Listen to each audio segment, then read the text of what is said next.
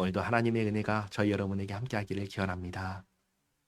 히브리서는 예수 믿는 히브리인들에게 쓴 편지입니다. 그런데 이 히브리인들에게는 한 가지 특징이 있었습니다. 그게 뭐냐?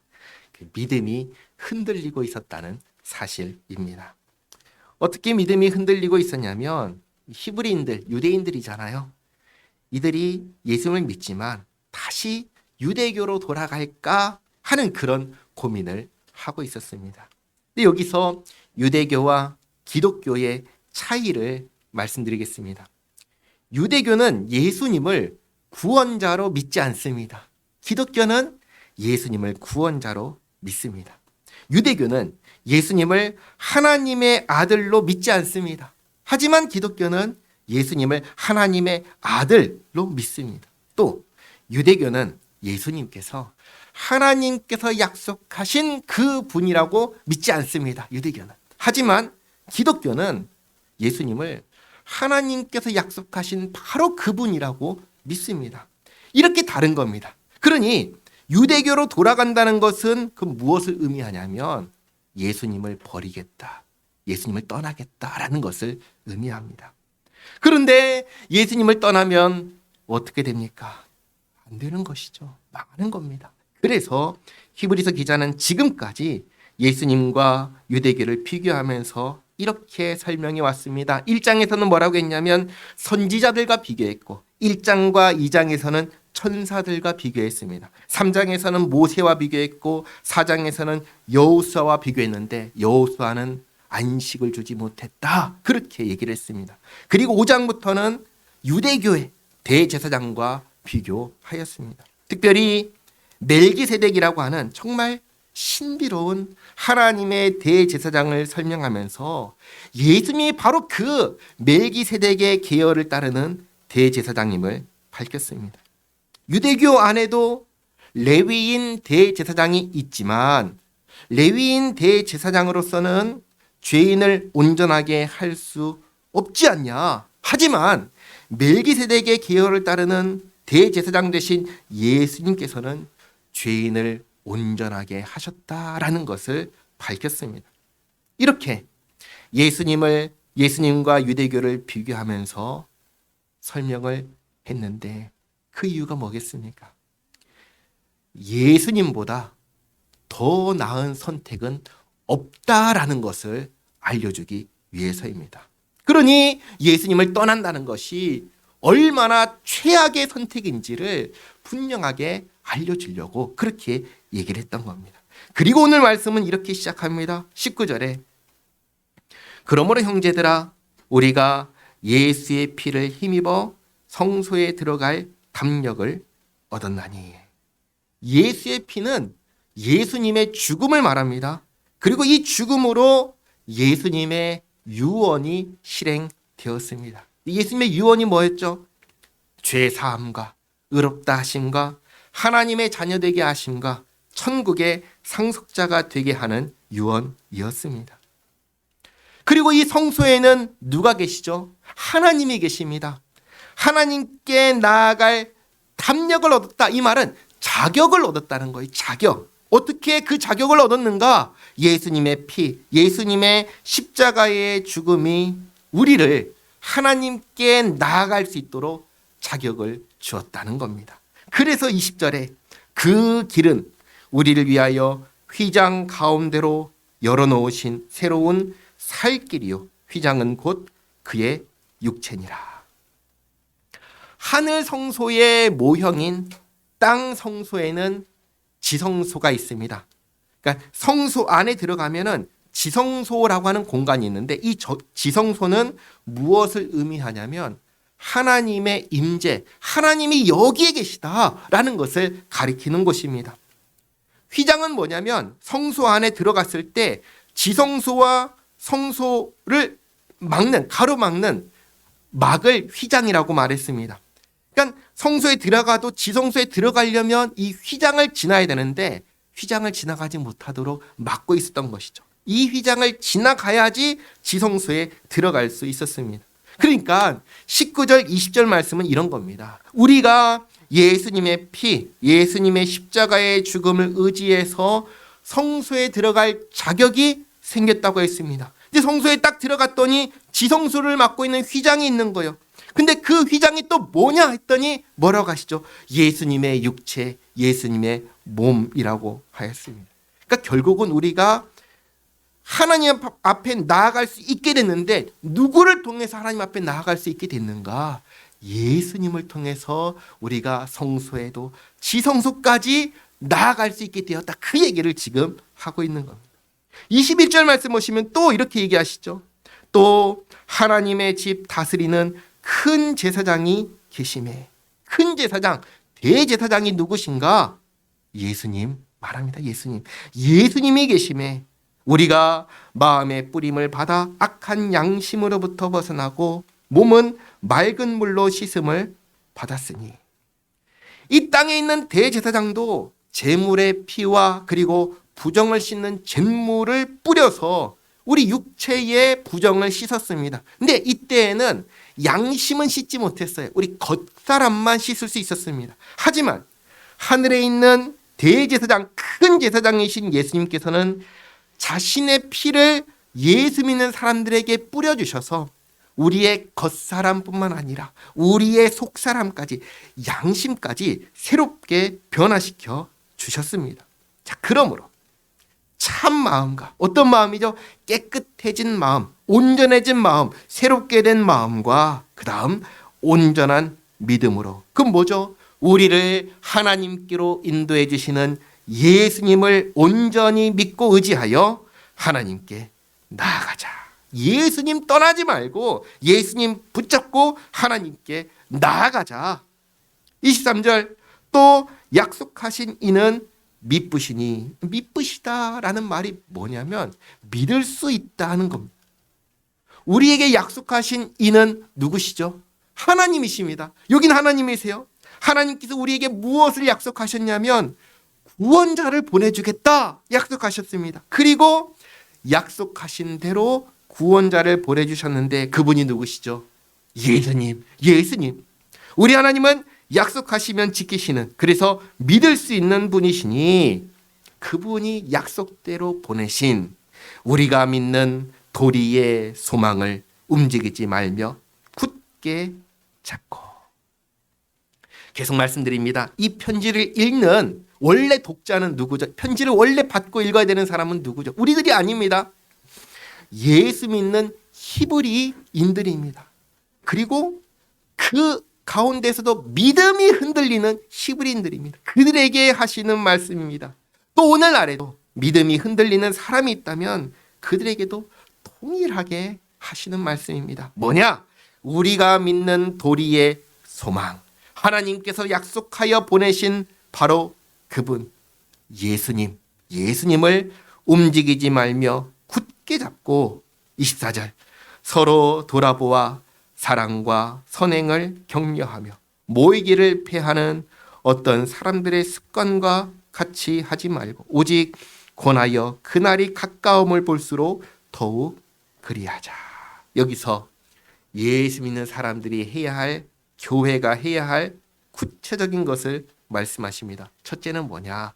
서로 돌아보아라. 서로 돌아보는 것입니다. 그래서 더욱 사랑하며 살자고 격려하고 더욱 선을 행하며 살자고 격려하는 겁니다. 우리가 서로 돌아보아서 이걸 하는 겁니다. 그리고 둘째는 자주 만나는 겁니다. 자주 만나는 거예요.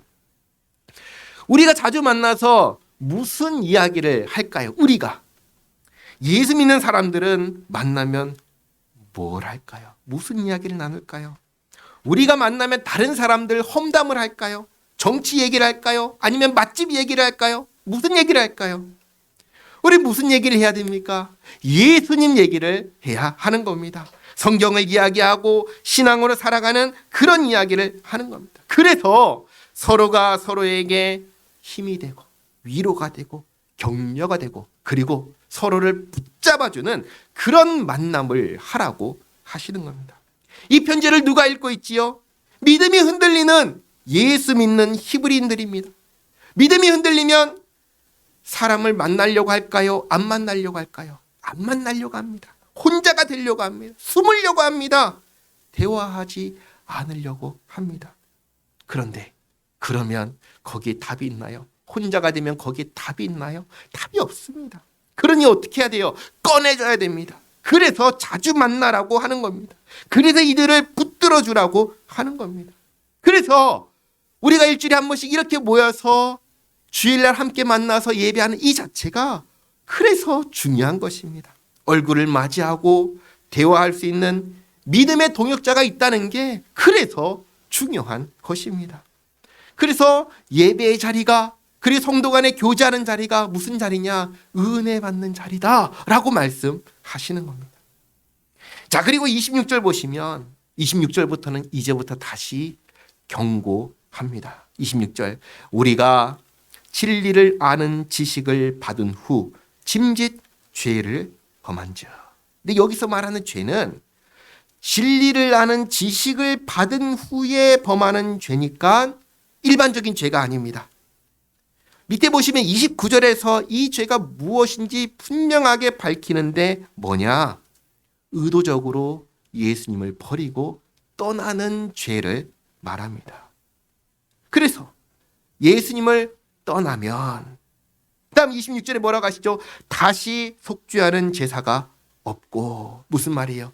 예수님을 떠나서는 이 죄의 문제를 해결할 길이 없다는 것입니다. 잘 보시기 바랍니다. 예수 믿는 히브리인들이 유대교로 돌아가려고 합니다. 이 유대교 안에도 제사가 있습니다. 근데 그 제사는 죄인을 온전하게 하는 제사가 아니었습니다. 그걸 어떻게 알 수 있는가? 만약에 온전하게 했다면 더 이상 제사가 필요 없죠. 그런데 반복적으로 제사를 드려야 되는 거예요. 죄를 또 범하니까 또 제사를 드리고, 죄를 또 범하니까 또 제사를 계속해서 드려야 했던 겁니다. 그러니까 돌아가서는 죄의 문제를 해결할 수 있냐? 없다는 것이죠. 더군다나 이 제사는 예수님을 버리고 떠난 죄를 속죄할 수도 없습니다. 왜 그런지 아세요? 유대교는 예수님을 인정해요? 인정하지 않아요? 인정하지 않잖아요. 예수님을 인정하지 않으니까 예수님을 떠난 게 왜 죄냐? 유대교는 그렇게 말하는 거예요. 그럼 유대교 입장에서 예수님을 떠난 죄에 대하여 속죄하는 제사가 있을까요? 없을까요? 없는 것이죠. 그러니 가면은 거기에서 속죄하는 제사가 있을까요? 없다는 겁니다. 그러니 예수님을 떠난 자들은 죄의 문제를 해결할 수 없기에 27절, 오직 무서운 마음으로 심판을 기다리는 것과 대적하는 자를 태울 맹렬한 불만 있으리라. 아주 분명하게 경고합니다. 그리고 다시 한번 설명합니다. 28절에서 모세의 법을 폐한 자도 두세 증인으로 말미암아 불쌍히 여김을 받지 못하고 죽었거든. 그러니까 유대교로 돌아갔을 때 유대교 안에서도 법을 어기면 그것이 속죄할 수 없는 죄라면 어떻게 되냐? 불쌍히 여김을 받지 못하고 죽었습니다. 이 예를 들면 민수기 15장의 말씀인데 주보를 보시면 민수기 15장 30절 31절 말씀이 있습니다. 같이 한번 읽겠습니다. 본토인이든지 타국인이든지 고의로 무엇을 범하면 누구나 여호와를 비방하는 자니 그의 백성 중에서 끊어질 것이라. 그런 사람은 여호와의 말씀을 멸시하고 그의 명령을 파괴하였은즉 그의 죄악이 자기에게로 돌아가서 온전히 끊어지리라. 아멘. 이렇게 유대교로 돌아갔을 때 유대교 안에서도 속죄할 수 없는 죄, 하나님을 비방하는 죄인은 어떻게 되었냐? 불쌍히 여김을 받지 못하고 죽었습니다. 29절 돌아오면 하물며 하나님의 아들을 짓밟고 자기를 거룩하게 한 언약의 피를 부정한 것으로 여기고 은혜의 성령을 욕되게 하는 자가 당연히 받을 형벌은 얼마나 더 무겁겠느냐 너희는 생각하라. 하물며 하나님께서 우리를 구원하기 위해서 보내주신 구원자를 짓밟았다라는 것은 예수님을 필요 없는 분이다라고 하는 겁니다. 그리고 그 피를 부정하게 여겼다라는 것은 예수님께서 우리를 위하여 죽으신 그 죽음이 아무 의미 없는 죽음이다라고 하는 겁니다. 은혜의 성령을 욕되게 한다는 것은 하나님께서 예수님께서 구원자시라고 성경 전체를 통하여 분명하게 말씀하셨는데 그것을 무시한다는 겁니다. 그럼 무시하고 떠나버리면 그런 사람을 하나님께서 어떻게 하시겠어요? 30절에 원수 갚는 것이 내게 있으니 내가 갚으리라 하시고 또다시 주께서 그의 백성을 심판하리라 말씀하신 것을 우리가 아노니, 주의 백성이라 할지라도 하나님께서 원수로 여기시고 그 죄에 대해서 분명하게 심판한다 하십니다. 그러니까 문제는 뭐냐면 유대교로 돌아가는 것이 문제가 아닙니다. 문제는 뭐냐면 유대교로 돌아갔을 때 거기에 답이 있냐, 거기에 해결책이 있냐, 없다는 게 문제라는 겁니다. 아니, 이 세상 어떤 종교도 마찬가지입니다. 어디에 가면 나의 죄의 문제를 해결할 수 있을까요? 어디 가면 내 죄의 문제를 완벽하게 온전하게 해결해 줄 수 있을까요? 이게 없는 겁니다. 어디에도 없는 겁니다. 죄의 문제를 해결할 수 있는 곳은 딱 한 군데뿐입니다. 어디입니까? 예수님밖에 없는 겁니다. 왜 그런가? 하나님께서 약속하신 구원자는 예수님이시기 때문입니다. 그런데 하나님께서 약속하신 그 구원자를 버리고 떠난다? 예수님께로 돌아간다? 맨몸으로 하나님의 진노와 형벌을 감당하겠다는 것입니다. 그래서 31절에 살아계신 하나님의 손에 빠져들어가는 것이 무서울진저. 여기서 우리는 살아계신 하나님의 손에 빠져들어가는 죄인이 어떻게 되는지를 생각해야 합니다. 어떻게 될까요? 주보를 보시면 이사야 33장 14절 말씀이 있는데요. 같이 한번 읽어보겠습니다. 시온의 죄인들이 두려워하며 경건하지 아니한 자들이 떨며 이르기를 우리 중에 누가 삼키는 불과 함께 거하겠으며 우리 중에 누가 영영이 타는 것과 함께 거하리요 하도다. 죄인들은 어떻게 된다고 하시나요? 죄인들은 삼키는 불과 함께하며 영영이 타는 것과 함께하게 된다. 마가복음 9장 48절 49절 말씀도 주보에 있습니다. 같이 한번 읽겠습니다. 거기에서는 구더기도 죽지 않고 불도 꺼지지 아니하느니라. 사람마다 불로서 소금 치듯 함을 받으리라. 아멘. 성경은 지옥이 있다고 분명하게 가르쳐 주십니다. 근데 지옥은 어떤 곳이죠? 지옥은 죄에 대해서 벌 받는 곳입니다. 한번 생각해 보시기 바랍니다. 죄가 없다면 지옥은 있을까요? 죄가 없다면 지옥도 없죠. 왜요? 지옥은 뭐예요? 죄에 대해서 벌 받는 곳이 지옥입니다. 죄가 있기에 죄에 대한 벌을 받아야 되니까 지옥이 있는 겁니다. 이 둘은 같이 있는 거예요. 그러니까 죄가 없으면 지옥은 없는 겁니다. 죄가 있으니 지옥이 있구나 알 수 있는 것이죠.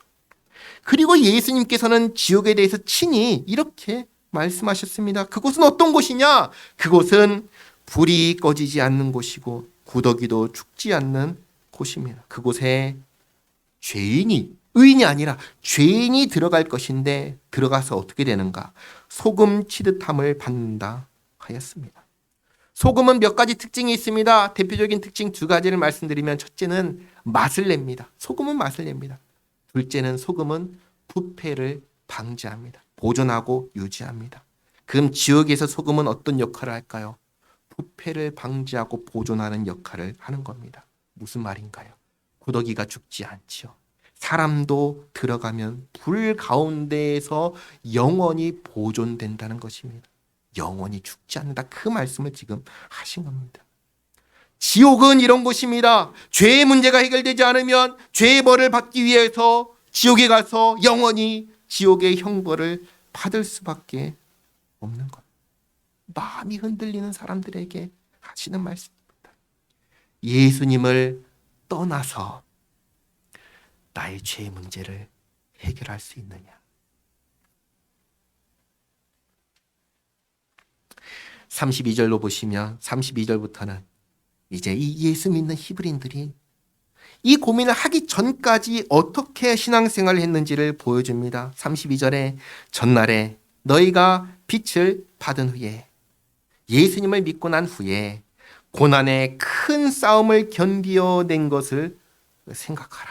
이 사람들은 예수님을 믿기 때문에 겪게 되는 여러 가지 어려운 일들을 다 견뎌왔습니다. 어떤 어려움이냐? 33절. 혹은 비방과 환난으로서 사람에게 구경거리가 되고 혹은 이런 형편에 있는 자들과 사귀는 자가 되었으니 너희가 갇힌 자를 동정하고 너희 소유를 빼앗기는 것도 기쁘게 당한 것은 더 낫고 영구한 소유가 있는 줄 알미라.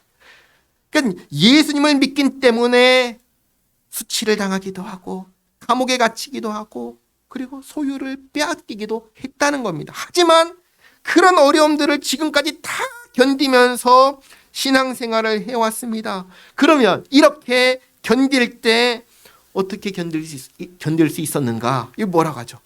힘들게 견뎠다고 해요? 아니면 기쁘게 견뎠다고 해요? 기쁘게 견뎠다고 합니다. 그 어려움과 환난과 고난을 기쁘게 견뎠는데 그 이유가 뭐냐? 34절. 더 낫고 영구한 소유가 있는 줄 알았기 때문이다. 그러면 이들이 예수님을 믿고 가졌던 또 우리가 가진 더 낫고 영구한 소유는 무엇일까요? 이미 앞에서 보았던 내용입니다. 예수님 안에서 주어지는 것이죠. 예수님께서 십자가에서 죽으심으로 우리에게 주어진 것입니다. 뭐죠? 죄 사함과 의롭다 하심과 하나님의 자녀가 되게 하신 것과 그리고 천국을 소유하게 하신 것입니다. 이 땅에 있는 것 영원한가요? 그렇지 않습니다. 이 땅에 있는 것 다 사라집니다. 그러나 하늘에 있는 것은 사라지지 않습니다. 그렇기에 예수님께서도 보물을 어디에 쌓아두라고 하시죠? 이 땅인가요? 하늘인가요? 하늘에 쌓아두라고 하셨습니다. 마태복음 6장 19절 20절 말씀 같이 한번 읽겠습니다. 너희를 위하여 보물을 땅에 쌓아두지 말라. 거기는 좀과 독록이 해하며 도둑이 구멍을 뚫고 도둑질하느니라. 오직 너희를 위하여 보물을 하늘에 쌓아두라. 거기는 좀이나 독록이 해하지 못하며 도둑이 구멍을 뚫지도 못하고 도둑질도 못하느니라. 아멘. 그리고 또 사도 바울이 말한 것처럼 약속된 하늘 상급이 있습니다. 디모데후서 4장 7절과 8절 말씀인데 같이 읽겠습니다. 나는 선한 싸움을 싸우고 나의 달려갈 길을 마치고 믿음을 지켰으니 이제 후로는 나를 위하여 의의 면류관이 예비되었으므로 주 곧 의로우신 재판장이 그날에 내게 주실 것이며 내게만 아니라 주의 나타나심을 사모하는 모든 자에게 도니라. 아멘. 이 의의 면류관이 예비되어 있었기 때문에 그것을 말하며 수치를 당하는 것, 감옥에 갇히는 것, 소유를 빼앗기는 것 등을 기꺼이 기쁘게 감당할 수 있었습니다. 그렇게 신앙생활을 해오다가 믿음이 흔들려서 예수님을 버리고 떠나 유대교로 돌아가려고 하는 겁니다. 그래서 하는 말입니다. 여러분, 이전에 하늘 소망을 가지고 그 모든 어려움을 견뎠던 거, 오히려 기쁘게 감당했던 거 기억하지요. 35절. 그러므로 너희 담대함을 버리지 말라. 이것이 큰 상을 얻게 하느니라. 너희에게 인내가 필요함은 너희가 하나님의 뜻을 행한 후에 약속하신 것을 받기 위함이라. 인내가 필요하다. 누구처럼? 아브라함처럼 인내가 필요하다. 앞에서도 이미 보았지만 아브라함은 오래 참아 약속을 받았습니다. 히브리서 6장 14절 15절 말씀 같이 한번 읽겠습니다. 이르시되 내가 반드시 너에게 복주고 복주며 너를 번성하게 하고 번성하게 하리라 하셨더니 그가 이같이 오래 참아 약속을 받았느니라. 아멘. 자녀가 없던 아브라함은 75세에 하나님께로부터 번성하게 하겠다, 자녀를 주겠다 약속을 받았습니다. 근데 그 약속은 누구를 통해서 이루어지는가? 너의 본처 사라를 통해서 후손을 주겠다 약속하셨습니다. 근데 75세의 약속을 받았는데 아브라함의 나이 99세가 될 때까지 자녀가 생기지 않았습니다. 이미 신체의 나이로 보면은 자녀가 생길 수 없는 상태입니다. 불가능한 일이었습니다. 그런데 아브라함은 하나님을 믿었습니다. 그래서 불가능한 중에도 끝까지 참고 또 참고 기다렸습니다. 그리고 마침내 약속을 받았습니다. 아브라함은 유대교 안에서도 상징적인 사람입니다. 아브라함이 없으면 이스라엘도 없고 유대교도 없다고 할 정도로 아브라함은 핵심 인물입니다. 그런 아브라함도 이렇게 오래 참아 약속을 받았다면 예수님께서 하신 약속도 마찬가지라는 겁니다. 자, 그러면 예수님께서는 어떤 약속을 하셨지요? 진짜 중요한 약속을 몇 가지 하셨는데, 첫째는 성령을 보내겠다 약속하셨습니다. 둘째는 내 교회를 세우겠다 약속하셨습니다. 그리고 세 번째는 다시 오겠다 약속하셨습니다. 성령을 보내겠다 하신 약속 이루어졌나요? 이루어지지 않았나요? 이루어졌습니다. 언제 이루어졌죠? 오순절에 이루어졌습니다. 또 교회를 세우겠다 하신 약속 이루어졌나요? 이루어지지 않았나요? 이루어졌습니다. 우리가 지금 함께 교회가 되었잖아요. 약속을 지키셨습니다. 이제 남은 약속은 뭐죠? 다시 오겠다 하신 약속입니다. 어쩌면 예수 믿는 히브리인들이 믿음이 흔들리고 유대교로 돌아가려고 하는 데에는 다시 오겠다 하신 이 약속 때문일 수도 있습니다. 오신다고 하셨는데 지금 몇 년도예요? 2026년이잖아요. 2000년이 지나도록 오지 않으셨잖아요. 사실 우리가 그래서 이 부분을 잘 보아야 됩니다. 예수님께서 다시 오겠다 하시고 승천하셨습니다. 그리고 아직까지 오지 않으셨습니다. 그렇게 많은 사람들이 사실 오지 않는 거 아니야? 근데 여기서 더 나아가면 예수님 승천하신 것도, 그리고 부활하신 것도, 그리고 우리의 죄의 문제를 해결하셨다는 그 대속의 죽음도 다 사실이 아닌, 가짜 아니야? 만들어낸 이야기 아니야? 의심을 하게 됩니다. 그러니까 믿음이 흔들리는 이 일은 이 편지를 받았던 예수 믿는 히브리인들 뿐만 아니라 오늘날 저와 여러분도 마찬가지라는 겁니다. 다시 오신다 하신 말씀이 아직까지 이루어지지 않는 이 문제 앞에서 우리도 똑같이 흔들릴 수가 있는 겁니다.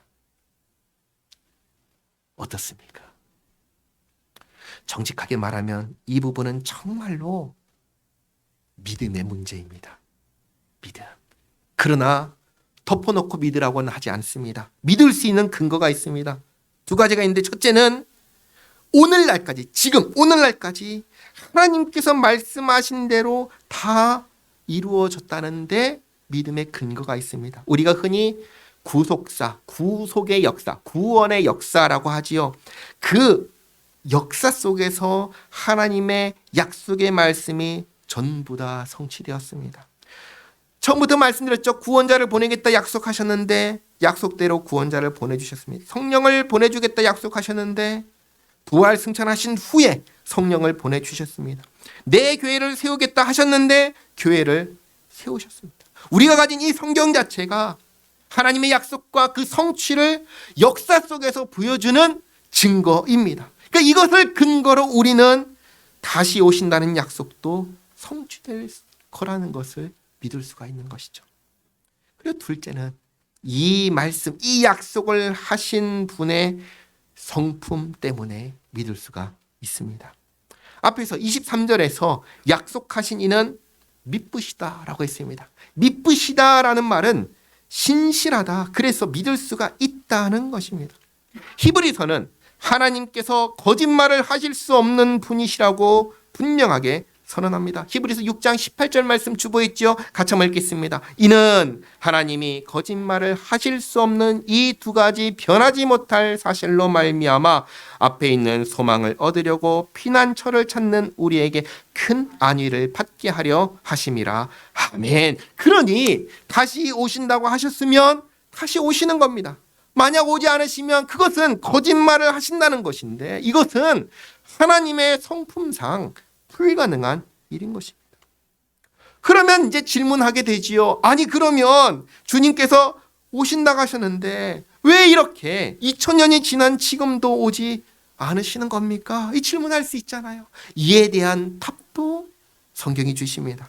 베드로후서 3장과 요한계시록 6장인데 먼저 베드로후서 3장 9절 말씀을 같이 읽겠습니다. 주의 약속은 어떤 이들이 더디다고 생각하는 것 같이 더딘 것이 아니라 오직 주께서는 너희를 대하여 오래 참으사 아무도 멸망하지 아니하고 다 회개하기에 이르기를 원하시느니라. 아멘. 하나님께서 원하시는 게 뭐라고 해요? 아무도 멸망하지 않고 다 회개하기에 이르는 것입니다. 무슨 말이에요? 한 사람도 더 구원하기 위해서 다시 오심을 미루고 계신 것입니다. 그리고 요한계시록 6장 말씀 보시면 이렇게 말씀하십니다. 요한계시록 6장 10절과 11절 말씀인데 같이 읽겠습니다. 큰 소리로 불러 이르되 거룩하고 참되신 대주제여 땅에 거하는 자들을 심판하여 우리 피를 갚아주지 아니하시기를 어느 때까지 하시려 하나이까 하니 각각 그들에게 흰 두루마기를 주시며 이르시되 아직 잠시 동안 쉬되 그들의 동무 종들과 형제들도 자기처럼 죽임을 당하여 그 수가 차기까지 하라 하시더라. 이렇게 하나님께서 정하신 때가 있기 때문에 그 때가 되기 전까지 다시 오심을 미루고 계신 것입니다. 하지만 베드로후서 3장을 다시 보시면 이 말씀을 이어서 하셨습니다. 베드로후서 3장 10절 말씀입니다. 같이 읽겠습니다. 그러나 주의 날이 도둑같이 오리니 그날에는 하늘이 큰 소리로 떠나가고 물질이 뜨거운 불에 풀어지고 땅과 그 중에 있는 모든 일이 드러나리로다. 아멘. 여기 주의 날은 예수님께서 다시 오시는 날입니다. 그런데 그날이 어떻게 온다고 해요? 도둑같이 온다고 합니다. 도둑같이 온다는 것은 예상하지 못하고 온다는 겁니다. 그래서 히브리서 10장으로 돌아오면 히브리서 10장 37절에 잠시 잠깐 후면 오실 이가 오시리니 지체하지 아니하시리라. 사실 얼마나 잠시 잠깐인지 알 수 없는 겁니다. 지금 당장일 수도 있고 2000년 뒤일 수도 있는 겁니다. 하지만 분명한 것은 뭐냐? 오신다는 거. 오신다는 거예요. 아브라함에게 약속하신 자녀를 100세에 주셨던 것처럼 구원자를 보내겠다 약속하시고 그리고 보내주신 것처럼 다시 오신다 하신 약속 반드시 지키실 것입니다. 그러나 오시기 전까지는 결국은 믿음의 영역입니다. 믿어야 하는 겁니다. 그래서 38절 이렇게 말씀하시는 것이죠. 나의 의인은 믿음으로 말미암아 살리라. 하나님의 사람은 하나님을 믿는 믿음의 사람입니다. 또한 뒤로 물러가면 내 마음이 그를 기뻐하지 아니하리라 하셨느니라. 믿음을 저버리고 예수님을 떠나면 그래서 유대교로 돌아가면 하나님 기뻐하지 않으십니다. 그러므로 39절 우리는 뒤로 물러가 멸망할 자가 아니요 오직 영혼을 구원함에 이르는 믿음을 가진 자니라. 아멘. 우리는 어떤 사람들입니까? 우리는 믿음의 사람들입니다. 어떤 믿음의 사람들입니까? 하나님의 약속을 믿는 믿음입니다. 하나님의 말씀을 믿는 믿음입니다. 그 말씀을 주신 그 약속을 하신 하나님을 믿는 사람들입니다. 신앙생활을 한다는 것은 이 믿음을 붙들고 살아가는 겁니다. 사실 이 믿음은 매일 흔들립니다. 그리고 흔들릴 때마다 어떻게 하라고 하셨죠? 우리가 함께 모여서 서로 격려하면서 함께 약속하신 주님을 기억하는 겁니다. 우리를 위하여 아들을 주신 하나님을 기억하는 겁니다. 아들을 주신 하나님께서 약속을 지키지 않으시겠습니까? 그러니 다시금 믿음을 붙들고 주님 오실 날을 기다리며 살아가는 사람들, 그게 누구냐? 바로 우리들입니다. 기도하겠습니다. 하나님 감사합니다. 저희들이 믿음이 흔들릴 때마다 푸른 주장교회로 묶어주신 믿음의 동역자들을 통하여 서로 돌아보게 하시고 더욱 사랑하게 하시고 더욱 선을 행하게 하시며 격려하고 붙잡아주게 하옵소서. 죄의 문제를 해결할 수 있는 유일한 길이 예수님밖에 없음을 잊지 않게 하옵소서. 예수님 안에서 죄의 사함과 의롭다 하심과 주님의 자녀되게 하심과 천국을 소유하게 하신 것을 기억하며 주님을 믿는 믿음으로 주님 오실 날을 기다리며 바라보며 준비하며 살아가는 저희 모두가 되게 하옵소서. 예수님의 이름으로 기도하옵나이다. 아멘.